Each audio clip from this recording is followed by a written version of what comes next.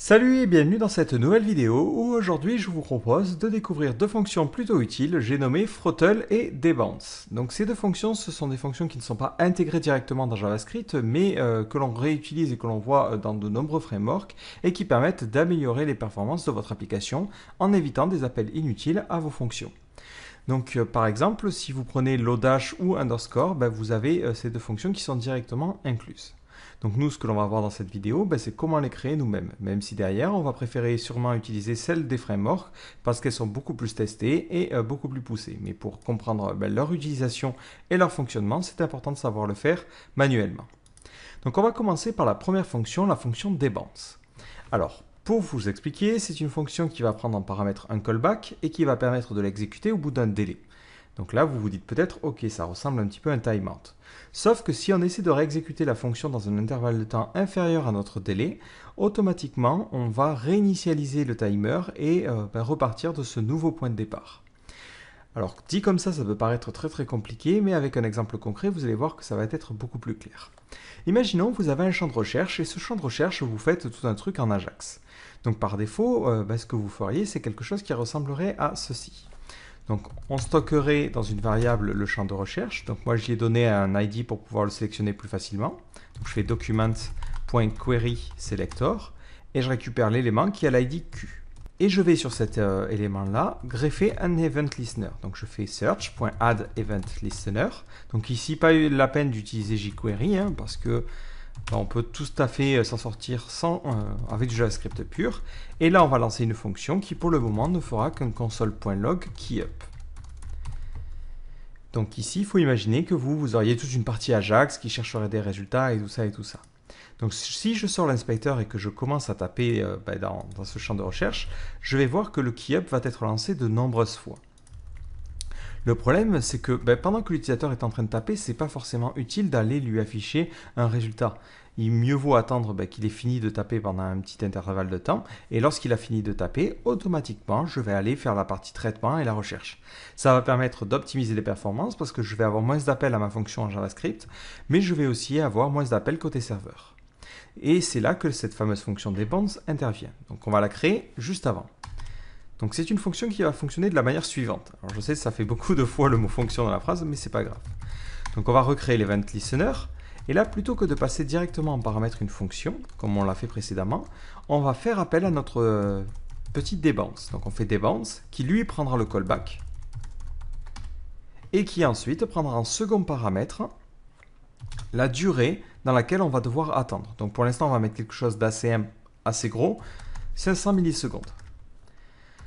Donc globalement, cette fonction va permettre de dire, le callback qui est ici ne sera lancé qu'au bout de 500 millisecondes.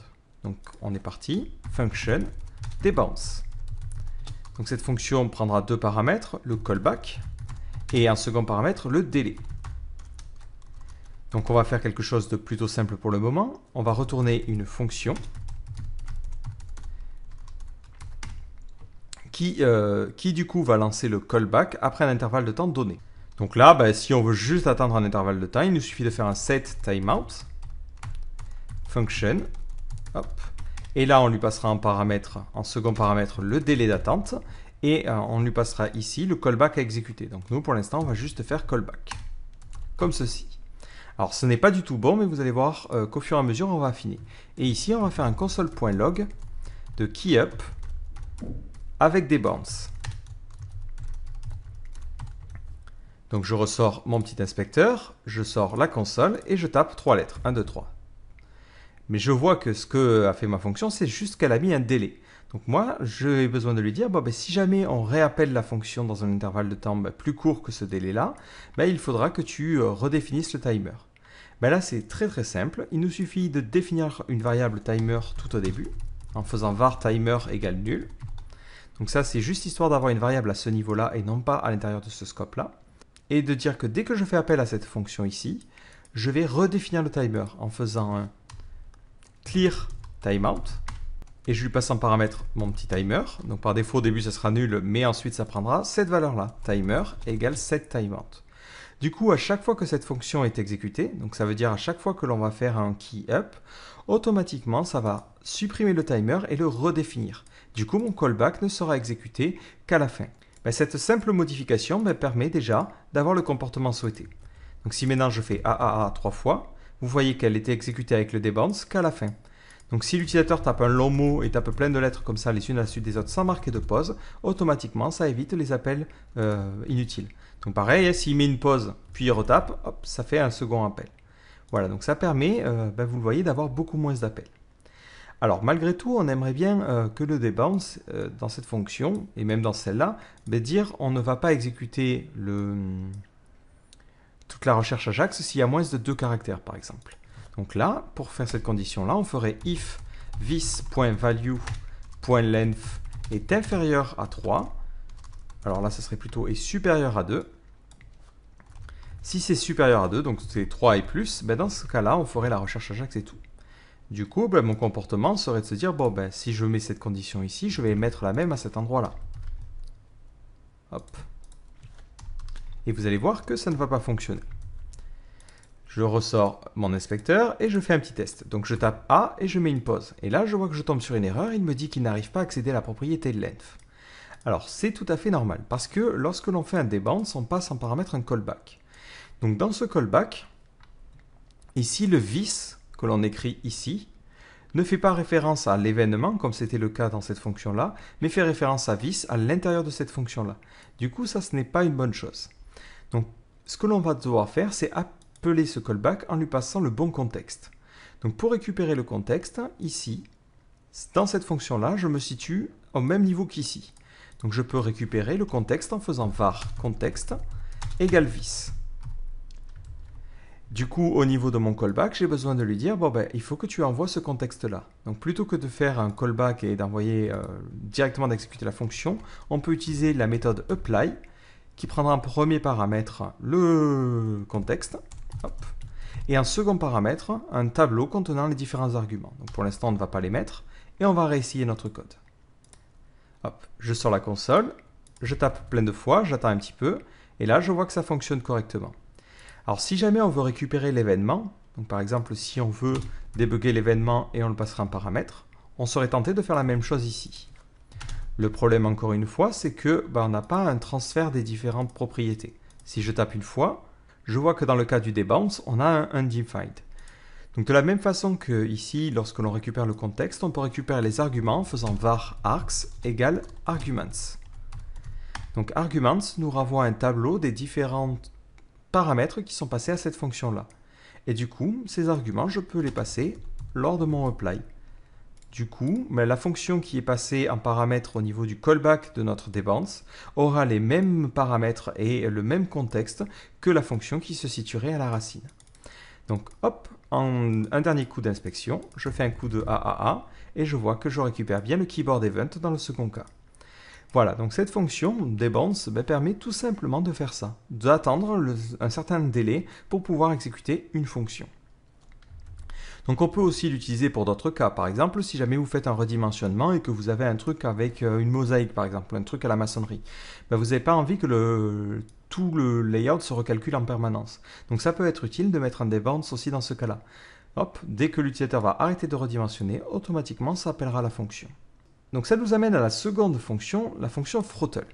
Alors cette fonction va avoir un petit peu le même fonctionnement, sauf qu'elle va permettre d'espacer les appels à une fonction dans un intervalle de temps. Donc ça va être très très utile lorsque vous avez par exemple des scrolls et des redimensionnements. Donc on va mettre des petits commentaires, donc on va préciser en haut que tout ce code servait pour la partie debounce, et on est reparti pour la partie throttle. Donc là, throttle. Donc on va écouter par exemple le scroll au niveau de notre fenêtre. Donc pour cela on fait un window.add_event_listener et on va écouter l'événement scroll. Et lorsque ce scroll va s'effectuer, on va faire appel à une fonction qui prendra en paramètre l'événement et qui fera tout simplement un console.log de scroll. Je ressors mon petit inspecteur et dès que je vais scroller, automatiquement ma console va me renvoyer scroll. Et vous voyez que cette fonction-là est appelée de nombreuses fois. Donc ça peut être utile, par exemple, si vous voulez faire un système de parallaxe ou avoir des éléments qui apparaissent au bout d'un certain niveau de scroll, d'avoir un événement à ce niveau-là. Le problème, c'est qu'on a ici beaucoup trop d'appels. Donc la solution, c'est de se dire, lorsque je scroll, je veux que cet événement ne soit appelé que les 20 millisecondes ou les 40 millisecondes par exemple. Donc là, on va avoir besoin de cette fameuse fonction throttle qui va fonctionner exactement de la même façon que notre debounce. Donc on fait un window.add_event_listener, on va écouter le scroll, et cette fois-ci on ne lancera pas directement la fonction, mais une fonction que l'on va passer à travers le throttle. Donc elle prendra en paramètre l'événement comme tout à l'heure, et elle fera un console.log de scroll with throttle. Alors on est en France, on va parler en français.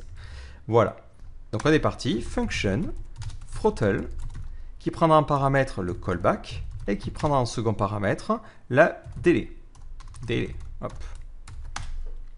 Et d'ailleurs, hop, je viens de voir qu'à cet endroit-là, je n'ai pas mis le délai. Donc on va mettre un délai volontairement important, on va mettre 1000, donc mettre une seconde, histoire de vraiment voir la différence entre les appels. Donc là, on peut s'inspirer de ce que l'on a fait pour le debounce. Donc on va retourner une fonction. Cette fonction va prendre plusieurs paramètres. Elle va récupérer les arguments et le contexte. Hop. Et ensuite, elle appellera le callback. En lui passant en paramètre, évidemment, le contexte et les arguments. Donc si je fais ça, ça va juste dupliquer. Les deux appels vont être identiques. Donc ce que je vais avoir besoin de faire, c'est de sauvegarder la date du dernier appel. Donc pour cela, on va définir la variable last et dire que par défaut, c'est 0. On va sauvegarder le timestamp actuel.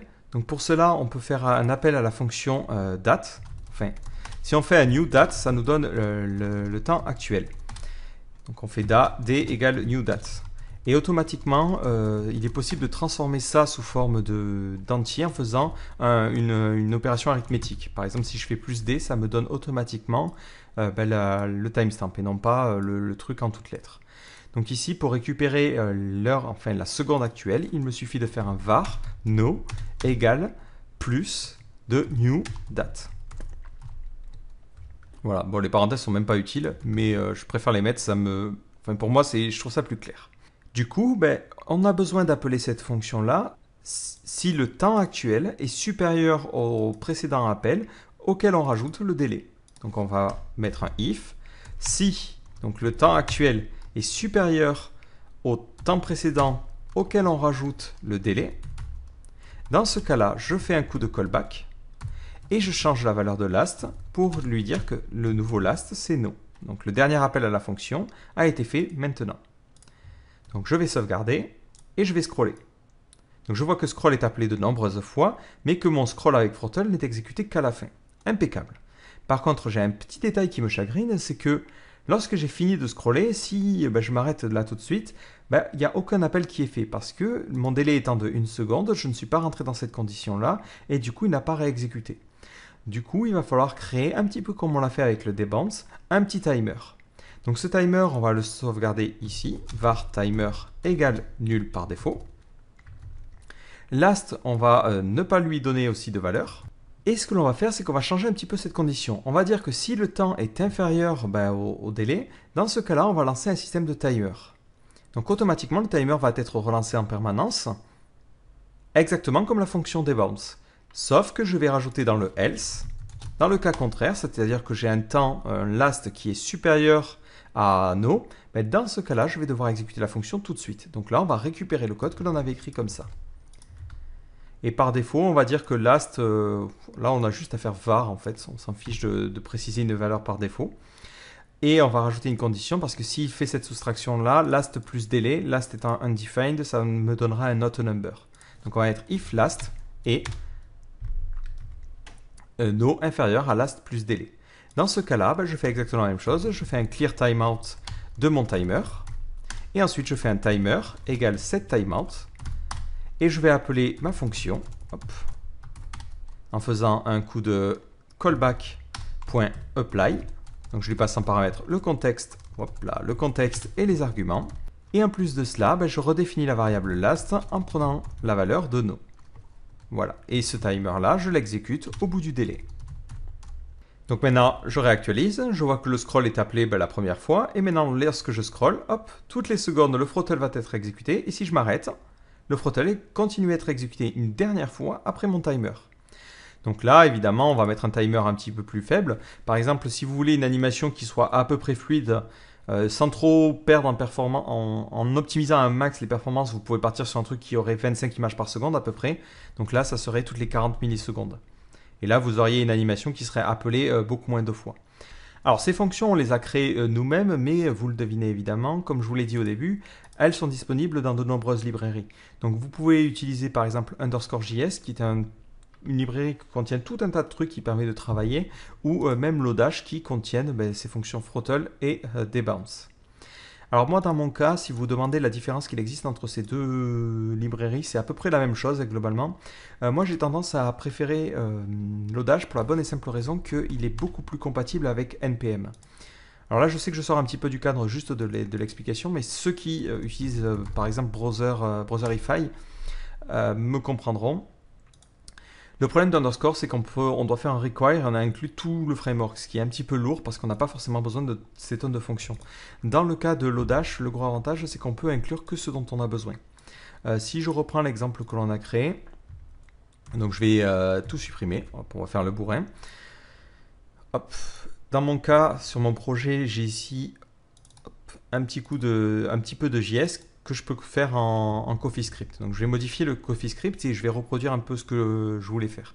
Donc l'idée c'était de dire que je prends une variable search et je fais un document.query selector et je sélectionne l'élément Q. Voilà. Et là je fais un search.addEventListener, j'écoute le keyup et là j'aimerais bien utiliser le debounce. Et c'est là que c'est intéressant. Il me suffit au niveau du terminal de dire npm install, donc je vais installer lodash-save. Voilà.